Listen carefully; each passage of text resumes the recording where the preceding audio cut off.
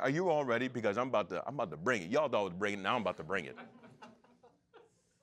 This idea, get this now, this idea of, I didn't know I was going to need this. Lord have mercy. I was playing around, but I'm like, Father, all right. This idea of loving our enemy is a Christ mandate. I know it may not be a mandate where you come from, where you live, in your city, in your country, in your state, whatever, but this is a kingdom mandate. And I got to tell you something. When you said yes to Jesus, you may be a citizen of the United States, but now you are a citizen of heaven. And this trumps any other mandate. This is how God operates. You might be asking, well, who's my enemy? Well, who's my enemy? And that's a valid question. Because if we could know who our enemy is, then we could do the things that Paul says constitutes Christian living. Who is my enemy? Who is my enemy? Does this sound familiar? Well, who's my enemy? Who's my enemy? Are we asking that? We're asking that? Who's my enemy? This sounds familiar because in a letter in the New Testament, we read in Luke 10:25 that an expert in the Jewish law asked Jesus, "What must I do to inherit eternal life?" And Jesus said, "Well, you're an expert in the law. You tell me what it says. How do you read it?" And the man answered, "Love the Lord your God with all your heart, soul, mind, and strength, and love your neighbor as yourself." And Jesus said, "That's right, good job. Go and do this, and you will have life." But then the man messed up. He messed up, man. He should have skated out. But he followed up with another question. He's like, well, who's my neighbor? I feel like some of us are desiring to ask, well, who is my enemy? And believe it or not, there's a connection.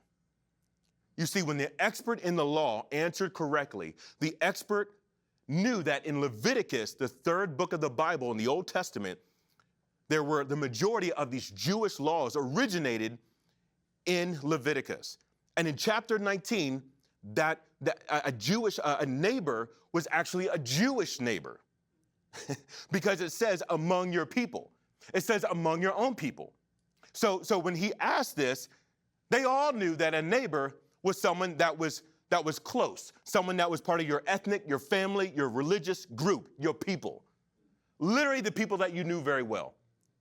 So when he asked, who is your neighbor, he knew already that his neighbor was another Jewish individual. However, just like everything else back then and in our own life now, Jesus messes everything up. Don't you hate that?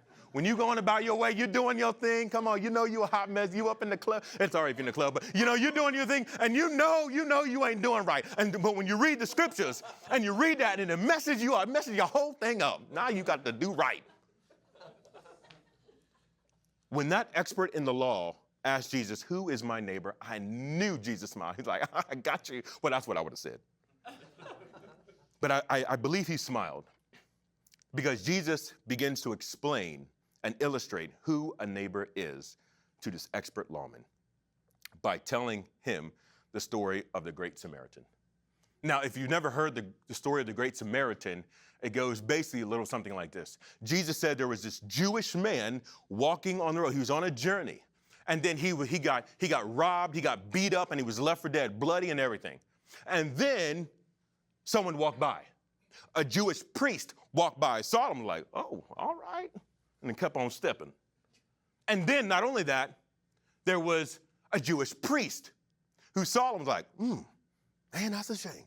Kept on walking. Neighbors of him. And then Jesus said, and then a Samaritan showed up. And I got to tell you, I wish I was in a crowd because I know as soon as he said Samaritan among these mainly Jewish people, they're like, "Oh, ugh." And the Samaritan sees him, stops, bandages his wounds, puts him on a donkey, and makes sure he gets somewhere where he can be cared for and he can be brought back to health. You see, the significance of this is huge because at that time, a Samaritan and a Jew were enemies.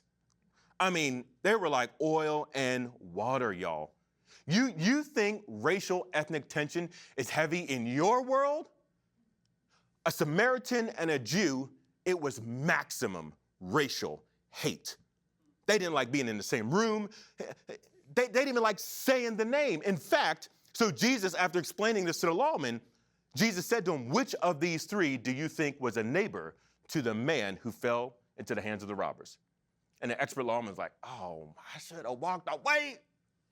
Because he knows who was the neighbor.